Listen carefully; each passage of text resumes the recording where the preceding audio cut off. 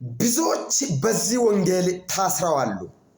ብዙዎች በብረት ቀፎ በመጋዝ ተተርትረዋል።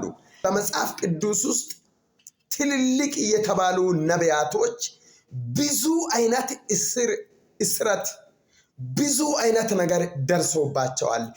ነገር ግን ከደረሱ ሰዎች አንደኛው ኤርምያስ ሲሆን በትንቢተ ኤርምያስ ምዕራፍ 33 ከቁጥር 1 ጀምሮ ሲናገር ኤርምያስ ገና በግዞት በአደባባይ ታስሮ ሳለ የእግዚአብሔር ቃል ሁለተኛ ጊዜ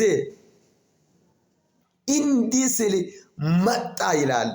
ሰውየው የት ነው ያለው? ቤተ መንግስት አይደለም።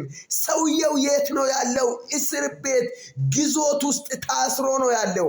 በታሰረበት በዛ እስር ቤት የማያግደው በተዘጋ ቤት ውስጥ ሰላም ለናንተ ይሁን የሚለው እሱ የታሰረበትን ቦታ የታሰረበትን እስር ቤት ይመጣና እንዲህ ብሎ ሲናገር እንመለከታለን።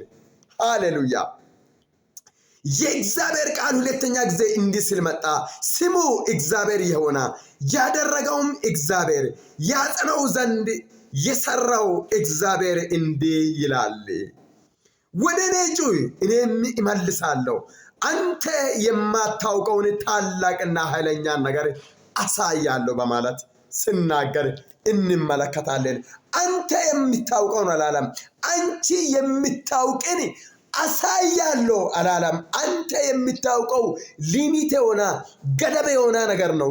ነገር ግን ገደብ ያለፈውን ነገር አይተ የማታውቀውን ሰምተ የማታውቀውን ታላቅና ኃይለኛን ነገር አሳያለሁ በማለት ሲናገር እንመለከታለን። በዚህ ስፍራ ላይ የት እስር ቤት ውስጥ ነው ያለው። አዎ ወንጌል ሰባኪዎች ይታሰራሉ። እስር ወንጌል ማለት የምስራች ነው። ታስረው ላሉት የምስራችን ነው።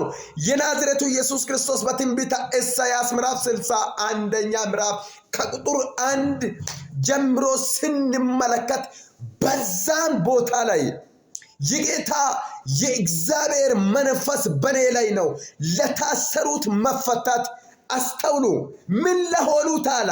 ለታሰሩት ታስረው ላሉት መፈታትን እናገር ዘንድ ልኮኛል ብሎ ሲናገር እንመለከታለን። አዎ ኢየሱስ ክርስቶስ አብ ዘንድ የነበረ ለታሰሩት መፈታትን ለዕውሮች ማየትን አለ።